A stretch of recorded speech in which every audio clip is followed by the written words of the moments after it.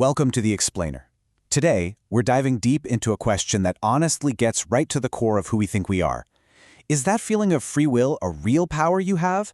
Or is every single choice you've ever made, even clicking on this, just a really convincing illusion? So let's just jump right in. Think about that feeling you have right now. The sense that you are consciously, freely, choosing to be here, to listen to these words. That's probably the most basic experience of being a person, right? Well, what if science and philosophy are telling us that feeling is just plain wrong? To really get the challenge here, you first have to wrap your head around determinism. It's this idea that the universe is basically one giant cosmic row of dominoes, and if you knew the exact position of every single particle when the Big Bang happened, you could theoretically calculate everything that would ever happen, including the words I'm about to say right now. And here's the wild part. Neuroscience found what looks like hard evidence for this, right inside our own skulls. Back in the 80s, an experiment by Benjamin Libet made a shocking discovery. He found this burst of brain activity, the readiness potential, that kicks in more than half a second before a person is even aware they've decided to do something. So your brain seems to have already made the call long before you are even in the loop. And hold on, because it gets even crazier. More recent studies using powerful fMRI scanners found they could predict which button a person would press up to 10 full seconds before the person themselves knew which one they were going to choose. I mean, think about that. For 10 whole seconds, a part of your brain knows your decision, while your conscious mind is completely in the dark. So this brings us to our first huge hurdle for free will. This really unsettling evidence that our brains seem to be deciding for us way before we're consciously involved at all. But Libet, the guy who ran the first experiment, didn't think it was totally game over. He offered a kind of escape hatch. He said, okay, maybe our freedom isn't about starting an action, but what if it's about stopping one?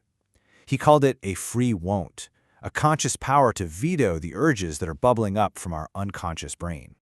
You know, this idea that we just make up stories to explain our choices gets incredibly clear when you look at split-brain patients. These are people who've had the connection between their brains two halves severed. You can literally give a command to one side of the brain, like stand up, and the person will stand up.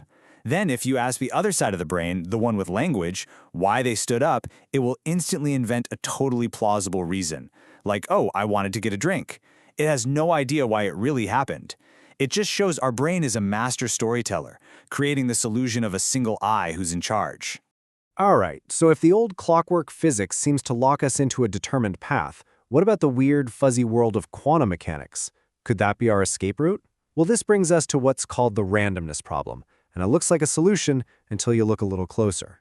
For a lot of people, finding out that the universe isn't a perfect predictable machine felt like a huge win for free will. I mean, if events way down at the subatomic level are truly random, then the future isn't set in stone, right? There's wiggle room, a space where freedom could exist.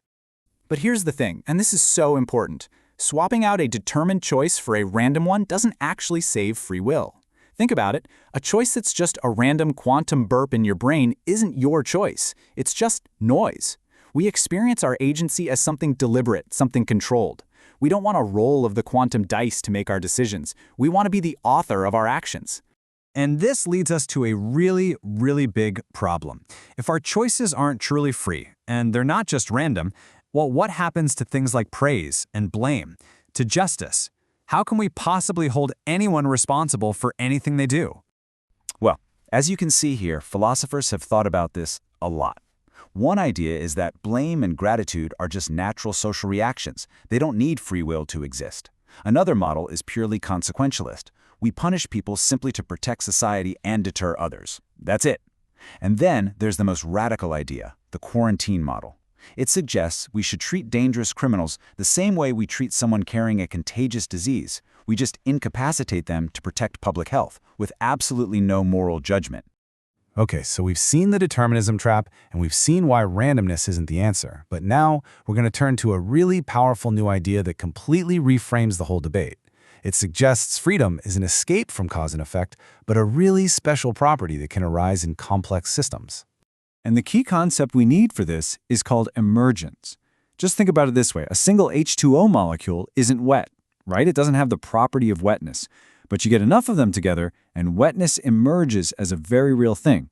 Well, in the same way, maybe consciousness and free will don't exist in a single neuron, but they can emerge as real, causally powerful properties of the entire brain working together.